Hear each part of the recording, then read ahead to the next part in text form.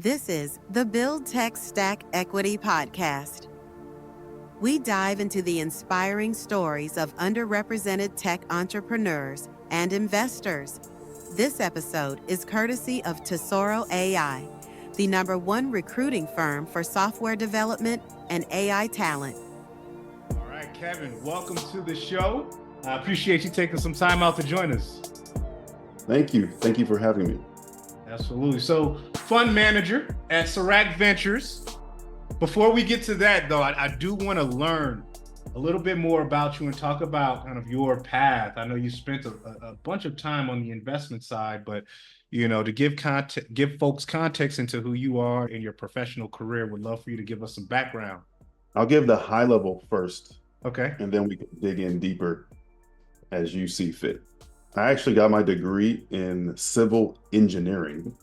And I always like to tell people my path to becoming a venture capitalist was not traditional. Mm-hmm. And I'm glad it wasn't, because I learned so many different things along the way. From an engineering perspective, process, order, super helpful in understanding what I do now. And then from there, I went to become a financial advisor, first at Northwestern Mutual, and then second at Morgan Stanley. Learned a lot at each of those locations. And then from there, I transitioned into the regulatory side. I went to work for the Federal Reserve Bank while I was going back to school. Then I got into venture and started at a seed stage firm here in Oklahoma City, where I am, and then worked on the LP side of venture at a venture capital fund of funds before deciding to launch my own venture capital fund, Serac Ventures. All of that happened over a course of 17 years. So lots to pull apart there, but that's the high level. Yeah, so, I think it's interesting, even you mentioning you have a non-traditional path to venture. A ton of folks want to learn, how do I get into venture? One way, folks have taken the founder path, had an exit, decided to move in on the fund manager side. You mentioned being at Federal Reserve, correct? Yep. And then transitioning into venture. So how does that actually, I understand it's still finance of some sort, but they're kind of two different worlds. Yeah, I think what I've seen in my venture capital career is that most people have these eclectic backgrounds, whether they were a founder or they were an operator or they worked outside of the industry. I've met a lot of attorneys who became VCs, a lot of psychologists who became VCs, people who were like poli-sci or history, whatever it might be. I think ultimately what it boils down to is, are you able to source good opportunities? Do you have a very curious mind, and can you think about problems differently? And then also, probably the most important is, are you able to actually invest? One of the things that I feel like I've done a really good job of in my career is selecting investments using a framework of how to think about the opportunity. So whatever the medium was, the medium just changed. So if it was investing in a stock or real estate or whatever it was, creating a disciplined approach to how you do that and then following that is the way to success. I think the interest of investing in general started 2005, is right after I graduated college. Okay. And a week after graduating, I moved to Chicago, had my first real job, was getting my first real paycheck. And I thought, man, you know what? I didn't grow up with much money. I need to do something responsible with this money. So I started investing I opened up a brokerage account. It's now Charles Schwab, but at the time it was Scottrade. Okay. And I just started buying stocks of the companies I was using on a daily basis. Like I bought Apple and SanDisk and CVS, just stuff like that. And said to myself, okay, each time I'm up a certain percent on a position, I was going to sell that position and take my rewards, no matter what was happening. So I did that consistently over a couple of years and did pretty well, and said to myself, man, you know what? If I can develop this sort of investment strategy for myself and be successful at it, maybe I can do that for other people. And that's what got me on the path to wanting to get into finance. And then it was the same sort of decision making and strategy process with every single medium thereafter, whether it was investing in venture capital funds, investing in early stage companies. I own investment properties. So whatever it is, just like deciding on a framework, sticking to it, and really that sort of way of thinking helps you as an investor. And I think helps people to really think about, oh, if I'm going to get into VC or private equity or whatever, you got to be able to think like that.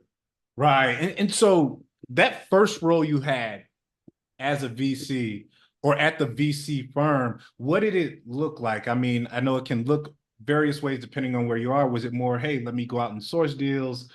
Let me be the one that's vetting the deals. Let me kind of establish some sort of thematic approach to potential companies we look at. I'm curious what it looked like, that first role you had within VC. So the first firm I worked at was an organization called I2E, which is short for Innovation to Enterprise. And when I came there, I had a role of being they called it a venture advisor, which is kind of like a associate position. Mm-hmm. And then I was also managing an in-house group of investors that they had put together that would co-invest with us into our deals. And I was effectively the director of angel investment. So I was managing that group and helping to source deals for them. But as a venture advisor, it was the same thing. The mandate we had as an organization was to invest in Oklahoma-based technology companies. Okay. So that's what we were looking for.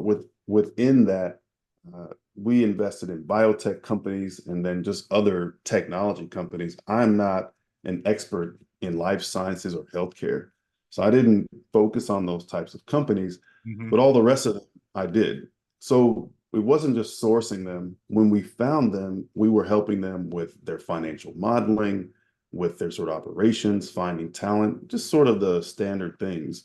Right. But there's a lot of hands-on work because these companies were very early stage. Right. But, so much of this stuff in venture, I think, and just about business is just self-taught. Mm-hmm. And there's so much information out there now where if you want to learn how to invest, there's very little barrier to entry to figure that out. The hard part is actually getting the opportunity, Right. but obtaining the information, that's just something you control. So I had been doing that for years, studying the industry, trying to figure out how to get into it.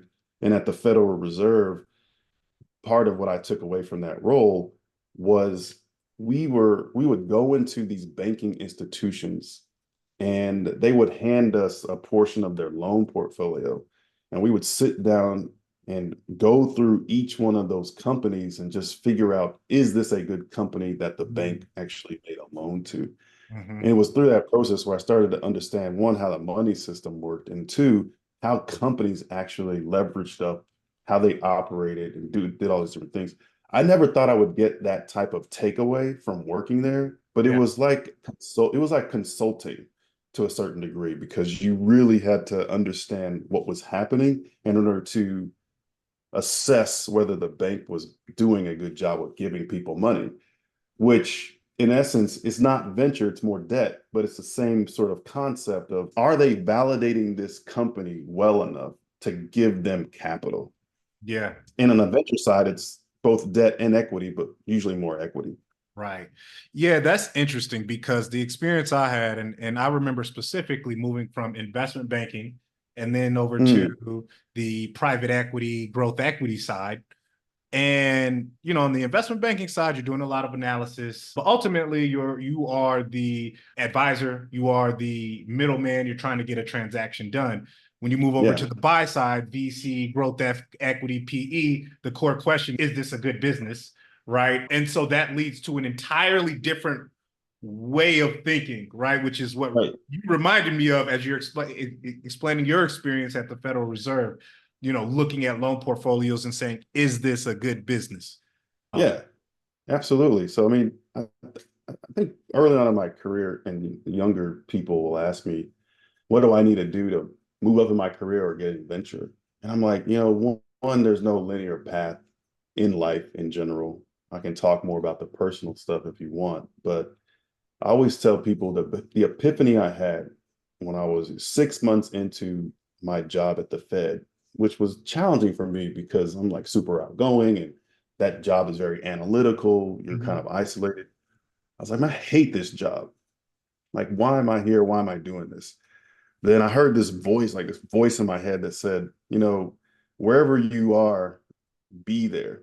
And I thought, what does that mean? The takeaway was, it's like whatever you're doing, try to add and also extract as much value from it as you possibly can.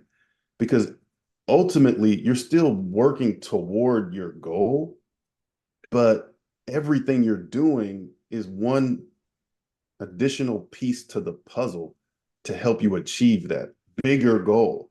Right. So when I started thinking about my work in that perspective, it's like, okay, what can I learn here that's going to prepare me for the future? And that's when I started to get the value out of the role and out of the work.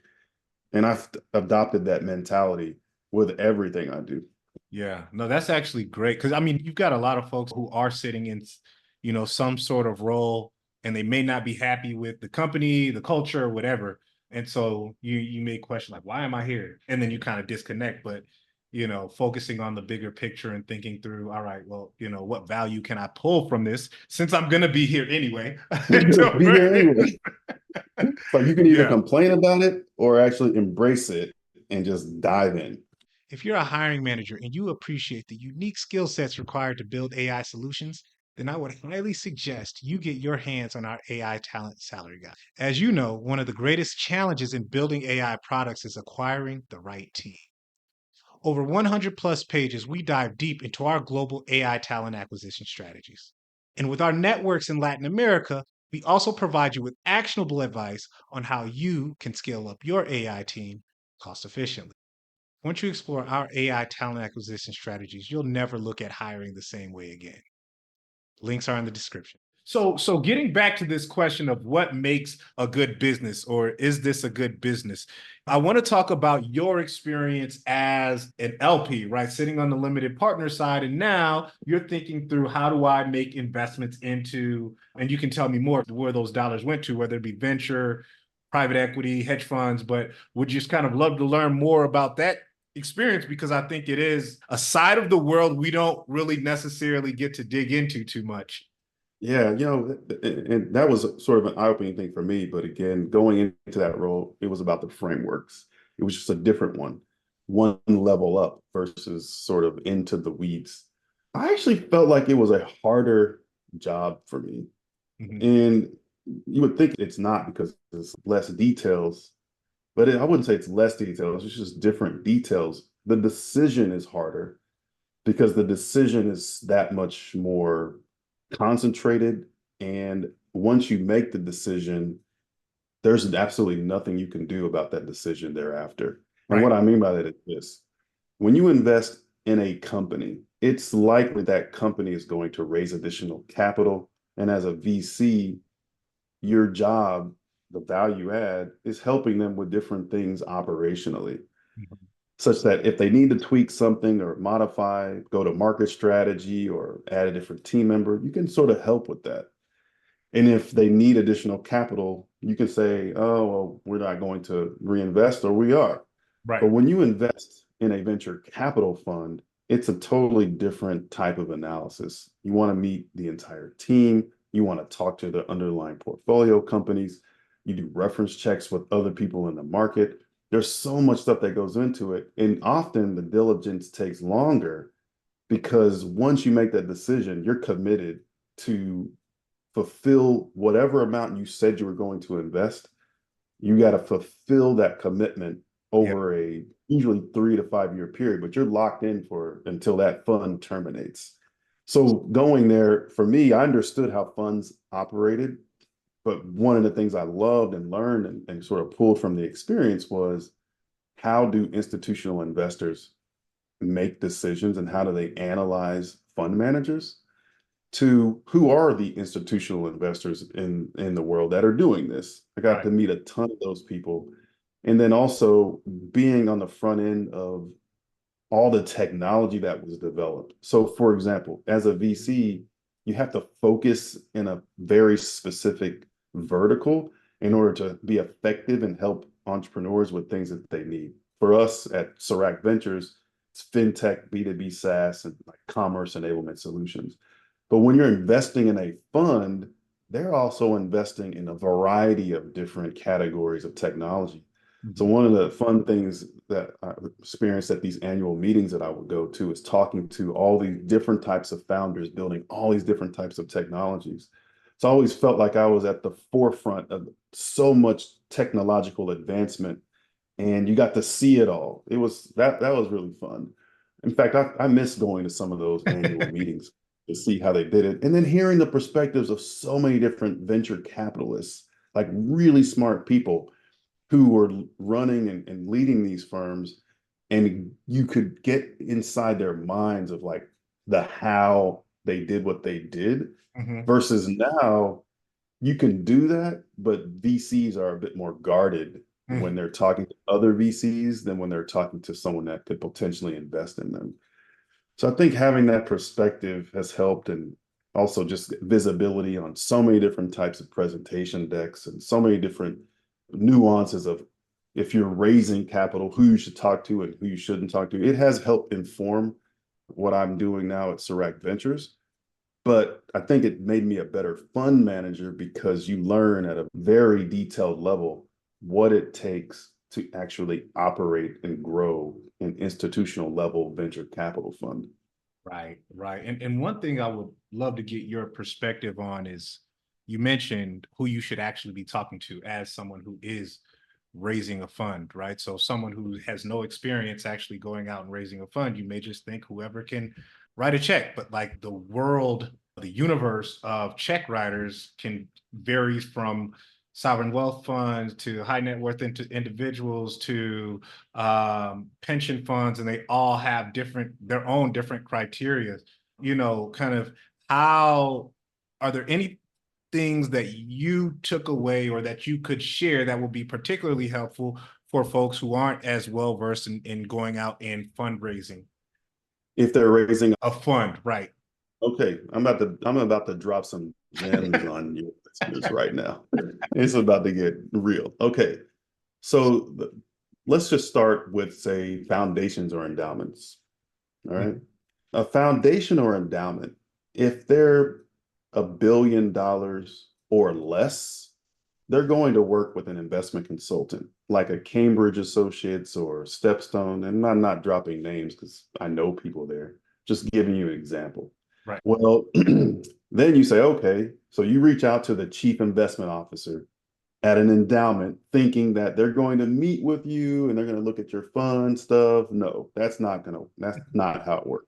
The chief investment officer at an endowment or foundation, they define the investment strategy, but they rely on their investment consultant to actually implement that strategy and vet opportunities for them. Most of the time, investment consultants have full discretion over how they're investing on behalf of their clients. Sometimes they don't. Now, the challenging part with investment consultants is they do everything on a platform. So you have to get approved to be an approved manager on their platform. And then once you're on that approved list, as they bring on more clients that are looking for specific types of mandates, whether it's early stage or private equity or whatever it might be, then they'll go to their list and say, okay, we're going to talk to this manager. If you're not on that list, good luck. And getting on that list can take a long time. And not only that, staying on the list can be challenging as well because there's always new opportunities that are coming up. So that's the one thing. And I think many people beat their heads talking to either foundations and endowments that are too small, or if they get a meeting with an investment consultant, they think that they're in. I'm like, no, you're not in. You got to get on the list. And that's the hard part. Now, for foundations and endowments that are greater than $1 billion, they might have their own investment team internally. And those are better because they don't have to use an investment consultant to make a decision.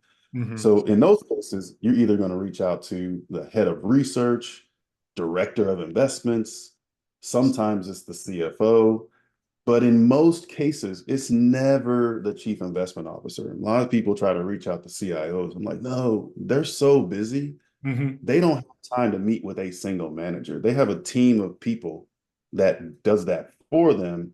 They're like a CEO of a company. Their goal, their objective is to direct the strategy of the portfolio, not necessarily to make individual investments, even though they can. They just don't have time to do it.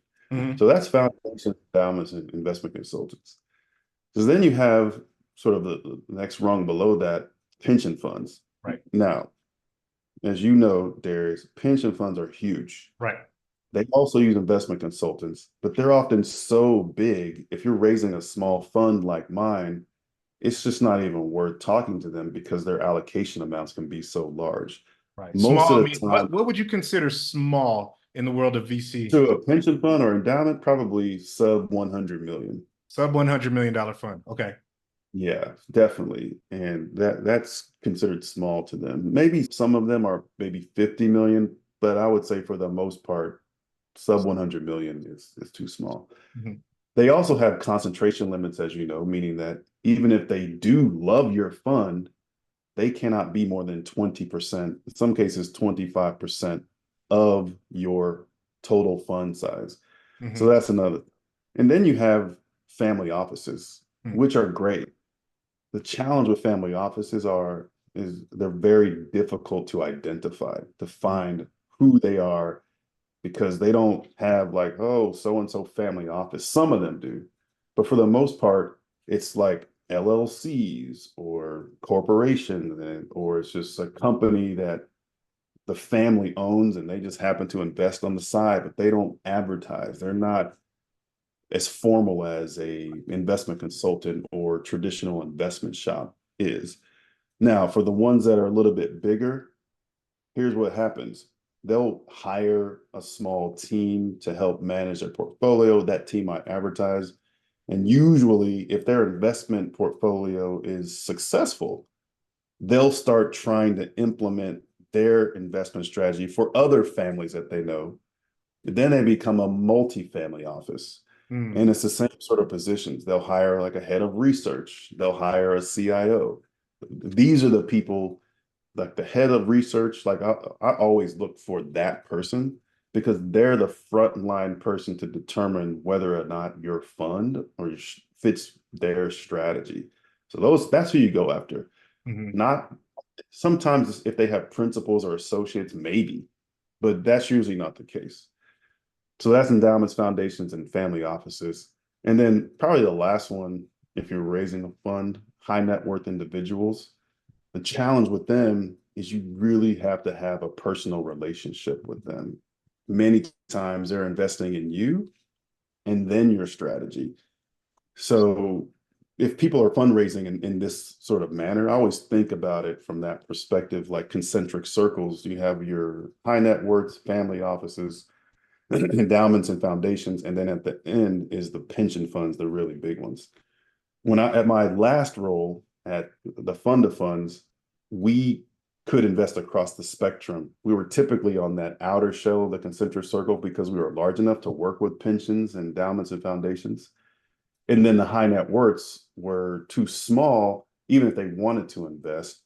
But the one caveat with high net worths, and I love high net worths, I have several in my fund, is that if they're not accustomed to investing in funds in general, let alone venture capital funds, they generally don't have the firepower to support you over the course of 3 funds, which is usually when you're going to see the performance start to show in that 3rd fund. Interesting. With the high net worth, they'll say, oh, you're raising capital again? It's been 3 years and I'm not seeing any returns. Then they're like, I'm not going to invest anymore. So then you have this hole in your fundraise that you have to fill, when certainly you're glad they invested the first time, but to have to replace investors, it just makes it harder over time. But you got to do what you got to do. Are there things that someone who's raising a first fund should consider compared to someone who may be on that second or third fund? Certainly that, the good thing about raising a fund is you can have up to 100 investors in your fund. And as a GP, you have to be one of those investors. So really you have 99 investors. Mm-hmm. And I would say if you have a certain fundraise target, you can either I'd like to do something Charles Hudson suggested. He creates this pyramid, and at the base of the pyramid, that's sort of like your bread and butter and maybe smaller investors. And that middle part and top part of the pyramid are your larger investors. Mm-hmm. So when you segment that out, you can sort of look at your network and look at how you're going to reach that end goal and start sort of blocking this off. So when people ask you, what's your minimum? You say you can segment it. Well, for individual investors, it's this amount. For Right. family offices and others, it's this amount. And for larger investors, it's this amount. And when you do that, it makes you look better as an investment professional, such that you're segmenting your strategy, and it gives people like a menu of options to choose from, and makes you look more professional. Yeah. So I definitely recommend that. And one other thing that I wanted to ask before we move on to Serac Ventures is, thoughts on, if you're raising your first fund, thoughts on fund size, right? Because you got, folks who may want to come out and say, hey, let me raise a $200 million fund and we're going to invest like, XYZ. Any things that you have learned being on the LP side, now GP, around kind of first fund, how folks should think about size as it relates to kind of probability of actually closing? So there's two parts of this. One, if you have a track record and you know what you're doing and the market's in your favor or whatever, you have a good probability of closing. However, if you say, I'm going to raise a 200 million first time fund to invest in pre-seed companies, the size of your fund doesn't align with your investment strategy. So for example, at Serac, we're investing in seed stage companies targeting a $30 million fundraise. Okay, well, the average seed stage company is raising, say, $3 million. This is kind of what we averaged. But it's not, that's the average. Mm-hmm. And the valuations are X. So if we're looking for a certain ownership and a certain fund size or fundraise amount, then with a $30 million fund, we can fill out a good number of portfolios to take advantage of the power law. In what I mean by the power law, as you know, Darius, is you want to have enough companies in the portfolio such that a few of them will drive the returns because the majority of them won't. So in defining your fund size and your fundraise approach, your fund size sort of defines a strategy. But if someone like yourself who worked in private investment banking and you have all these connections and you're trying to invest in later stage companies, maybe a $200 or $500 million first fund size makes sense because those initial checks that you're writing are $30 or $40 million. Mm-hmm. So I would think about it more systematically like that. Or if you're looking at pre-seed companies and you're just trying to get started, maybe your fund size is sub $10 million. The fund size is not the issue, is have you carefully thought about your strategy such that your fund size makes sense? Yeah, I think what I've seen is the ambition to raise a huge fund off the top part of it because, hey, you want to get management fees to be able to, hire folks to actually help out. Mm-hmm. And then there are other reasons as well, but there's also, hey, you could go raise a $20 million fund, deploy capital, and then go raise the next fund, larger fund after you've proven an ability to to execute. And so it doesn't have to be that you go for the home run right away. You could build up to that. Yeah, and the fund size too, as a GP, most GP commit 1% to their fund. Mm-hmm. So for that first fund, when your management company has effectively, unless you just have money, you have to figure out how you're going to pay that 1% for each investment that you make. Now, there are ways that you can do that by GP notes and all those different things. And should I explain what GP notes are? Yeah, that would be helpful. I don't think most folks would know about that. So most people, if they're raising, say, a $300 million fund, don't have 1% of that just sitting around in their bank account. So what they'll do is they will take out a note from the management company against what they owe in their GP commit. And that note will accrue interest over time. But as the fund starts to make distributions back to LPs, which technically as a GP, you are an LP in the fund, those distributions go toward paying down the note that you owe. So you're effectively just sort of borrowing from the fund, but relinquishing your distributions until that note is paid back. Right. And that's how people afford to do it, because otherwise it's a big ask. Yeah, absolutely. Okay, great. So I want to transition here and talk more about Serac Ventures.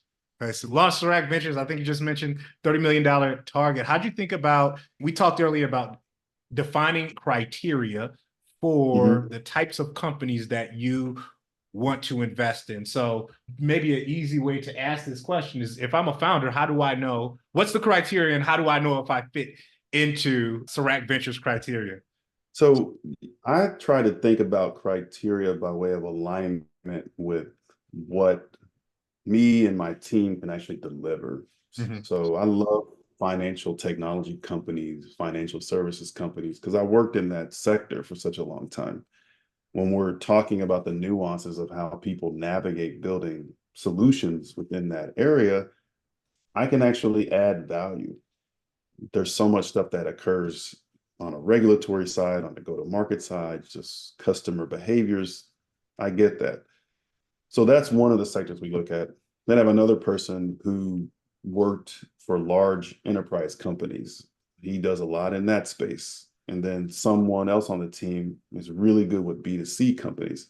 So we look at that space as well. So to the degree that we can add value, we'll look at that from a sector wise.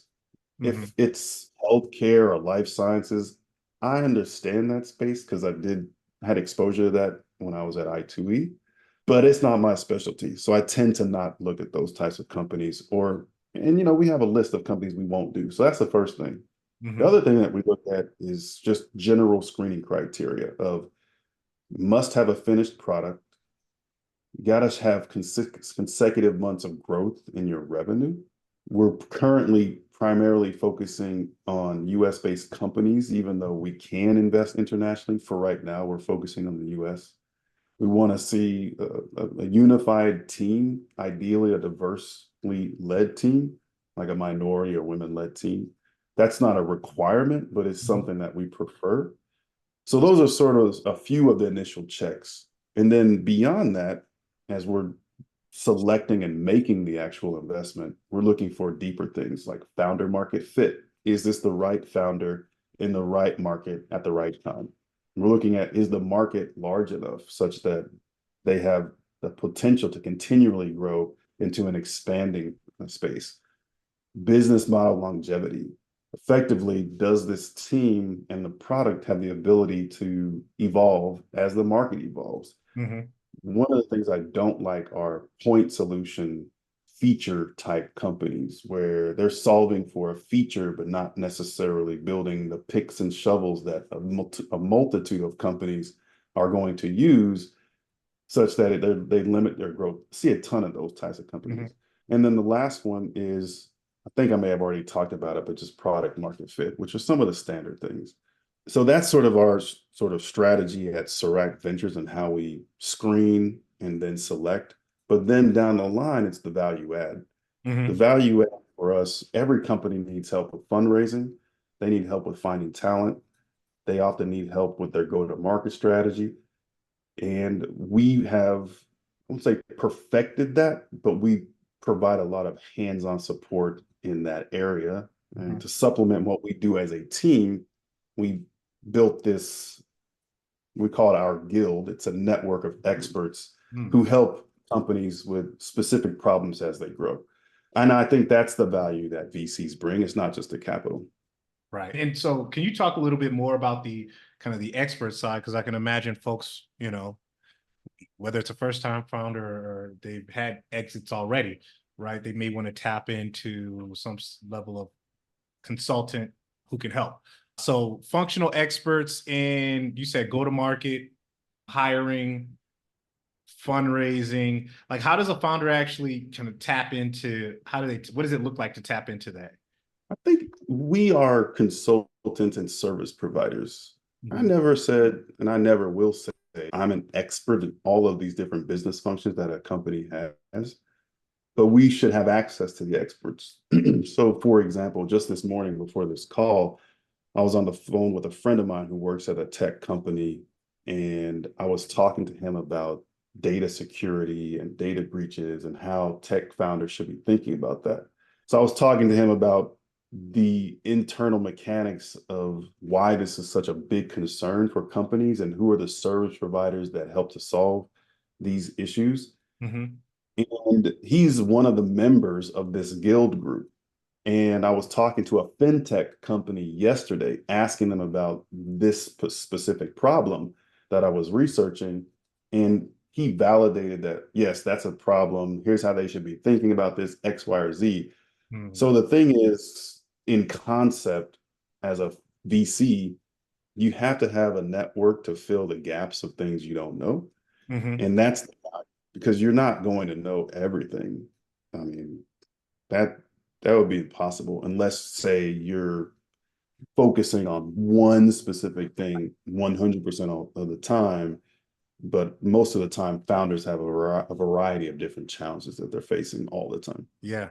I want to get your perspective on the market as a whole. So, 2021 was a great year for folks who are raising, but really quickly, as we moved into 2022, kind of the funding market dried up. Do you have any, 2023 was rough. And I imagine if you're any type of founder outside of maybe artificial intelligence, right? Still a little bit rocky here, but want to get your thoughts on, 2024. Do you think that we start to see more investment in the market? I think that the transition to a better market won't occur until the end of this year and into 2025.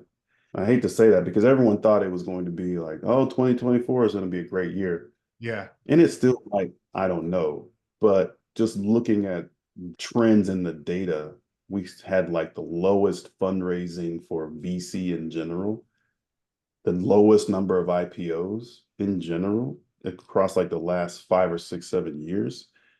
And the downstream effect is when institutional investors aren't receiving distributions, they're not, in most cases, allocating to new managers, and they're barely able to re-up to existing fund managers.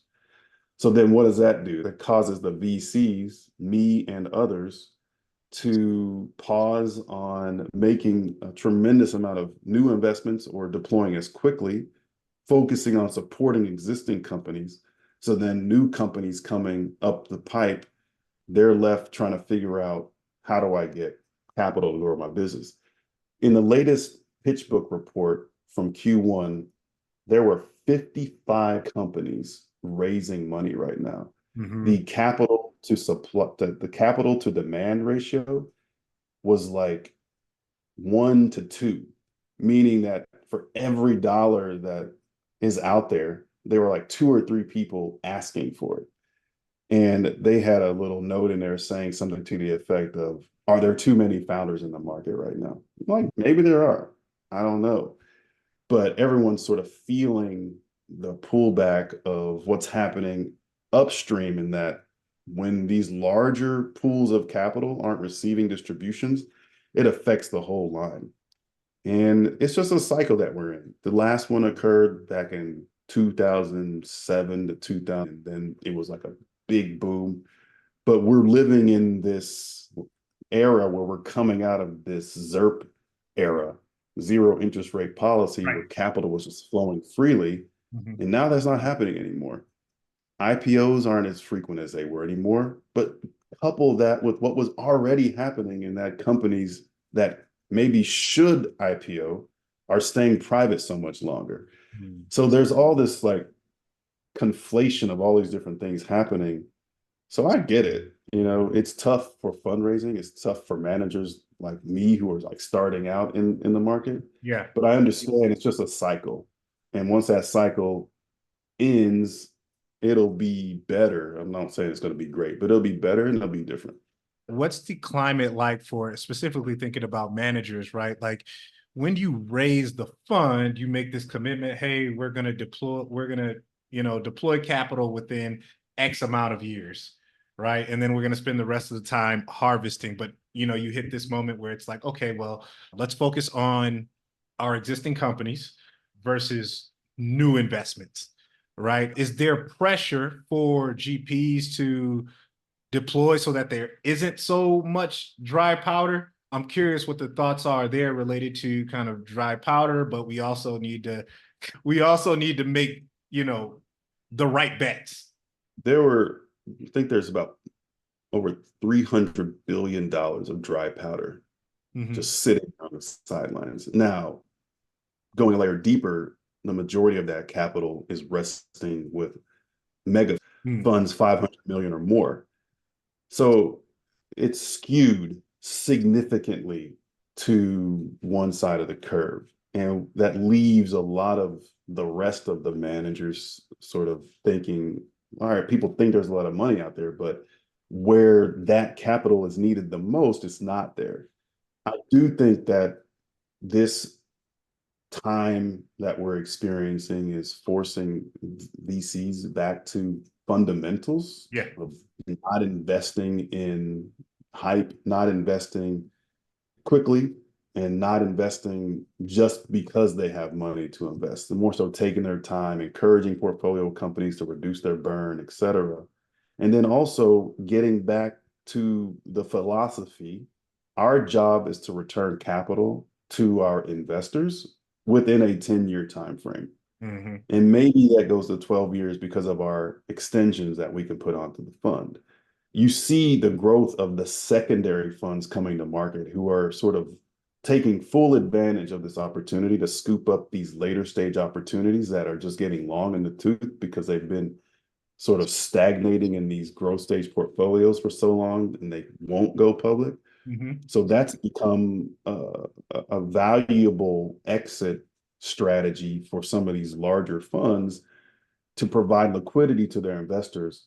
But people thinking, and Mark Suster was just talking about this yesterday, how IPOs shouldn't be relied upon for the liquidity that you need. It's private equity, it's these secondary funds, and VCs need to start thinking about this as a strategy to say, look, it's good to maybe you can get a 5 or 10x return on a company if you sell to a secondary or a private equity. Maybe not that much, maybe 3 to 5x. But if you do that within a 7 to 8 or 9 year time frame, that's better than waiting on like a 20x return in the next 15 years, which a lot of the funds will just keep extending. So I think that there's all that stuff happening right now, and it's important as a fund manager just to be aware of that. But I learned from my LP days that this is nothing new. They should have been doing this already. So it's kind of frustrating to hear that, oh, this is a return. Like, no, this is what VC should be doing.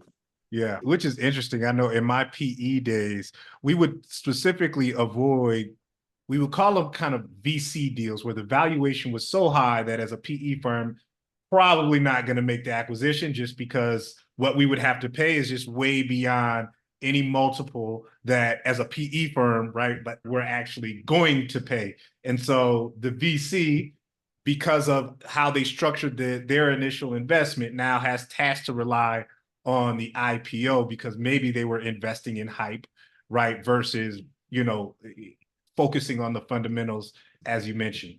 Yeah. I mean, I don't think any sector is immune from when valuations get out of control. I do feel like private equity really did really well over the last 10 years because I don't think they ever really focused just on valuations. And they to maybe to their credit or to make things, I would say, easier, they have a little bit more to evaluate whenever they're making an investment, and they make fewer investments.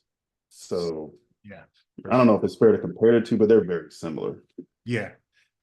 Interesting. So I know we're coming up on time here. I do want to leave a bit of time, we kind of crossed the Q1 mark. We're in Q2 now as of the recording. But anything interesting coming up that you would like to announce for Serac Ventures, whether that be, something that LPs would like to know, founders would like to know, folks who want to become a investor at Serac Ventures. But I want to open the floor for you.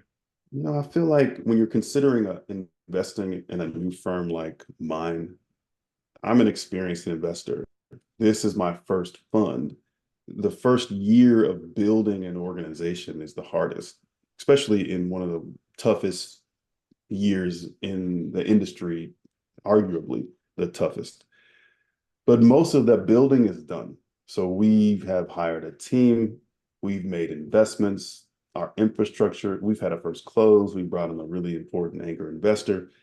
So when it comes to like de-risking a firm like ours, that work has been done. And now we're sort of hitting our full stride with settling into our investment strategy, expanding the book, all those different things. So if investors are interested in talking to us, happy to take that call.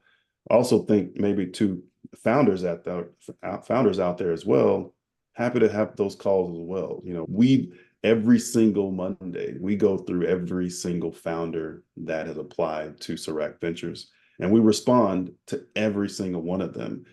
It's either a pass, it's a company we want to watch, or it's a company we want to meet with. And we think it's just our job to serve people and give them the courtesy of a response instead of them feeling like things get put into a black hole. And maybe the last thing I'll say is, if you're going to do something, do it big and do it with purpose. And that was the biggest reason why I wanted to start Serac Ventures. As a minority investor, especially in VC, which I consider probably the least diverse industry that's out there, we are an open door, meaning that we've had doors shut on us primarily because of just where we were, what we looked like, where we went to school, whatever. And I want Serac Ventures to be an organization that has an open door policy. No matter what your ethnicity is or where you went to school, where you live, we are a firm that will give you the opportunity to make your case. And I feel like that's an important purpose that I've been called to with this organization. And despite how challenging it is, that motivates me every day to keep going. Yeah, that's awesome.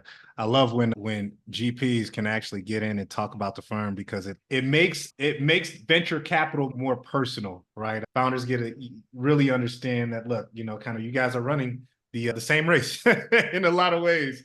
So, but awesome, Kevin. I appreciate you taking some time out to share as much as you have with us, and definitely, best of luck. And we're gonna make sure we stay in touch, keep up with your progress. Perfect. Thank you so much for having me. Enjoyed it. Absolutely.